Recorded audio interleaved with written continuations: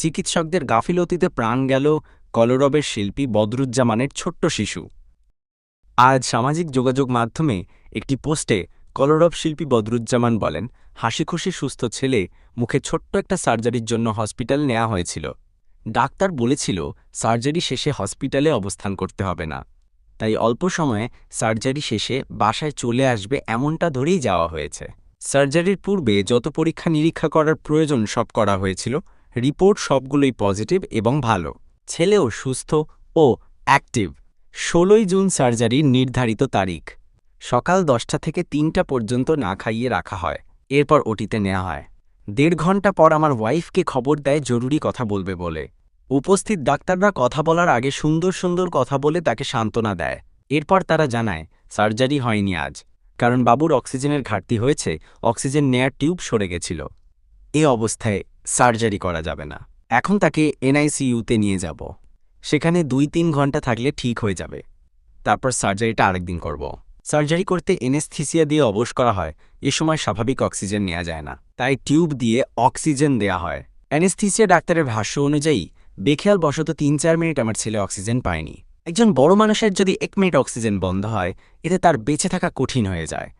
সেখানে একটা ৬ মাসের শিশু যদি ৩-৪ মিনিট অক্সিজেন ছাড়া থাকে, বাঁচবে কিভাবে?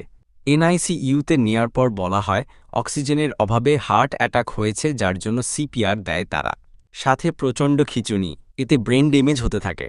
একের পর এক শরীরের মূল অর্গানগুলো, কিডনি, লিভার সব বিকল হতে থাকে। প্রতিদিনই সমস্যা বাড়ছে, শরীর শক্ত হয়ে ফুলে যাচ্ছে। মূলত যেভাবেই হোক, আমাদের বাবু ৩-৪ মিনিট সময় যে অক্সিজেন পায়নি, ওই সময়ে তার শরীরের মূল অর্গানগুলো ফেল করে, যা পর্যায়ক্রমে প্রকাশ পায়। শরীর ফাংশন করার অর্গানগুলো অকার্যকর হলে বেঁচে থাকার সুযোগ নাই। এভাবে ৬ দিন এনআইসিইউতে থেকে আমাদের বাবুটার কষ্টকর মৃত্যু হয়। ডাক্তারকে বলেছিলাম ছোট্ট একটা সার্জারি, যার সাথে কোনো রকমের লাইফ রিস্কের কোনো সম্ভাবনা নাই, এমন অবস্থায়ও আপনাদের বেখেয়ালে আমার সুস্থ অ্যাক্টিভ ছেলেটাকে এইভাবে মেরে ফেললেন। তাদের উত্তর, বাবা আমরা তো ইচ্ছা করে করিনি। ধরে নেন এটা আপনার ভাগ্যে ছিল, তার হায়াত এ সময় পর্যন্ত ছিল। তাদের উত্তর শুনে আমাদের নিশ্চুপ থাকা ছাড়া কিছুই করার ছিল না। এই পোস্ট লিখছি কাউকে দোষী প্রমাণ করার জন্য নয়, লিখছি যেন কোনো মা বাবার জীবন আর এমনভাবে থমকে না যায়। সন্তানের জন্য হাসপাতালে গেলে চোখ বুজে ভরসা না করে সব কিছু যাচাই করুন।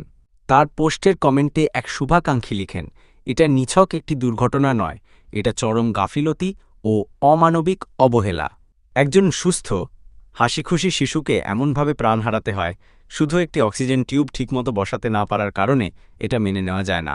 যারা শিশুদের নিয়ে কাজ করেন তাদের কাছে সর্বোচ্চ পেশাদারিত্ব প্রত্যাশিত, কিন্তু এই ঘটনায় আমরা দেখলাম চরম দায়িত্বহীনতা। এটা কোনো মা বাবার ভাগ্য নয়, এটা চিকিৎসা ব্যবস্থার ব্যর্থতা। আমরা দাবি জানাই এই ঘটনার পূর্ণ তদন্ত হোক, দায়ীদের বিরুদ্ধে কঠোর শাস্তিমূলক ব্যবস্থা গ্রহণ করা হোক, এবং ভবিষ্যতে যেন আর কোনো পরিবার এমন হৃদয় বিদারক পরিস্থিতির শিকার না হয়, তার জন্য সরকারি পর্যায়ে নজরদারি ও হাসপাতালগুলোর জবাবদিহিতা নিশ্চিত করা হোক। এই শিশু আর ফিরে আসবে না, কিন্তু তার মৃত্যু যেন একটা পরিবর্তনের শুরু হয়। আবার কেউ বিচার চেয়েছেন, মামলা করতে ও ব্যবস্থা নেওয়ার কথা বলেছেন কেউ বা